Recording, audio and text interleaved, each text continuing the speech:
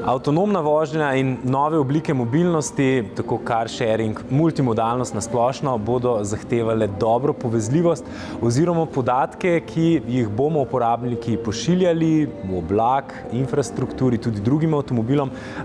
In kaj več nam bo o tem povedal Peter Slovša, vodja inovacij pri A1. Peter, lepo pozdravljeni. Lep pozdrav. Big data, it's all about big data, ne bi rekli Američani. Vse je o teh velikih podatkih. Ja, tako je, res je. Vedno več se govori o big dati, ne? In ne samo na področju avtomobilizma, ampak praktično na vseh področjih. Je pa to dejstvo, da je v bistvu big data nek velik vir neizkoriščenih podatkov. Torej, v vsakem trenutku zbiramo ogromne količine, preko vsakega mobilnega telefona, prek raznih drugih naprav, ki pošiljajo podatke v oblak. Vsi ti podatki se nekje zbirajo, ampak jih pa nažalost še ne obdelujemo in jih v bistvu še ne uporabljamo v namene, za katere bi jih lahko uporabljali.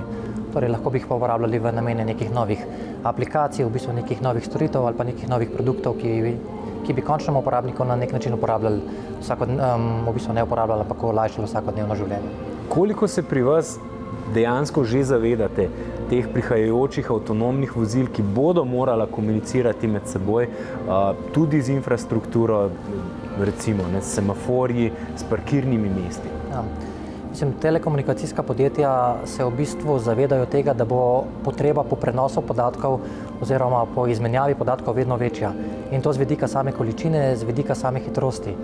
In to je tudi v bistvu povezano s samimi avtonomnimi vozili. Torej, avtonomna vozila bodo zahtevala nekaj, kar trenutno še ni na trgu. Torej, zahtevala bodo zelo hiter odzivni čas pri prenosu in izmenjavi nekih podatkov. Trenutno to še ni na voljo, ampak pač nove tehnologije, ki se razvijajo in ki prihajajo v naslednjih letih ali pa rečemo bolje v desetletju, bodo to vsekakor omogočale. Kaj bo pomenilo, če omrežje pade? Lahko katastrofa. Ja. V končni fazi. Ne, tukaj je pač odvisno tudi v bistvu od samih rešitev, kako bo sama rešitev implementirana. Najverjetneje bodo v ozadju neki varnostni mehanizmi, ki bodo preklopili na nek, kaj rečemo temu, varnostni način delovanja avtonomnih vozil, v kolikor bo sama povezava padla. Torej, domnevam, da ne bo nič prepuščeno naključju. Kako močno povezavo, zdaj tako za laika, potrebuje avtonomno vozilo, povezano v sistem? Recimo zdaj, če že vsi poznamo 4G LTE, ki je hiter za brskanje po internetu, kaj pa za vožnjo? Za samo količino prenosa podatkov, ki jih bodo avtonomna vozila potrebovala, bi bil LTE dovolj. Ampak res se tukaj pojavlja večje vprašanje odzivnosti. Torej, ko bo neko sporočilo poslano, kakšen je ta čas iniciacije, da se sam podatek pošlje v splet oziroma v nek oblak. To je pa trenutno še ni na zadovoljivi ravni. Torej, če zdaj govorimo o nekaj 10 milisekundah reakcijskega časa, bomo mogli v primeru avtonomnih vozil govoriti o milisekundah. Ampak nismo še na tem nivoju. No. Bo potrebno povezovanje tudi z vami kot operaterji z različnimi mesti, da bodo dovolili dostop do infrastrukture, parkirnimi mesti, polnilnicami, celotnim sistemom, ki bo zastal, konec koncev se bo poleg mobilnosti spreminjalo tudi okolje mesta, naše navade? Ja, seveda, in mogoče ne samo povezovanje mesta in pa telekomunikacijskih operaterjev, ampak v bistvu povezovanje telekomunikacijskih operaterjev z vsemi ponudniki neke vrste, rečemo temu, transportnih storitev.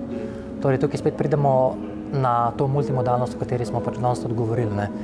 In sicer, ko bomo imeli na voljo različne načine transporta in jih bo treba med sabo kombinirati. Torej, na eni strani bo kombiniranje avtonomne vožnje z avtom, potem bodo tudi neki javni prevozi, ali vlak, ali avtobusi, kolesa, neka manjša električna vozila za posamezno mesto in pa v končni fazi tudi sama pešpot. Te stvari bo treba med sabo povezovati. In tukaj je smiselno, da se podjetja povezujemo med sabo, ne samo zaradi same povezljivosti, ki jo telekomunikacijski operaterji nudimo, ampak tudi z vidika razvoja nekih novih aplikacij, nekih novih platform, ki bodo omogočale te storitve. Torej, neka enotna platforma bo morala različne ponudnike združevati v enotno ponudbo za končnega uporabnika, da bo ta zadeva za njega čim bolj preprosta in pa uporabna. Bo pa veliko večji nadzor, ne? V vsakem trenutku se bo vedelo, kje je avto na cesti. Bo tu težava v dajanju podatkov v oblak v zameno za avtonomno vožnjo oziroma neke druge koristi? Ja, vsi vemo, da gre pač varstvo osebnih podatkov v smer, da se ti osebni podatki vedno bolj ščitijo, kar pomeni, da kadarkoli je potrebno nek osebni podatek dati nekomu v uporabo, je potrebno posebno dovoljenje. Tukaj je zdaj iz mojega vidika oziroma z našega vidika, kot trenutno vidimo, je to pač predvsem neka administrativna ovira, ki jo bo treba na ustrezen način rešiti, ampak vkolikor bodo končni uporabniki želeli uporabljati pač ta avtonomna vozila in pa pač neke storitve, ki temeljijo na teh novih tehnologijah, se bodo vsekakor morali strinjati z uporabo teh osebnih podatkov v te namene.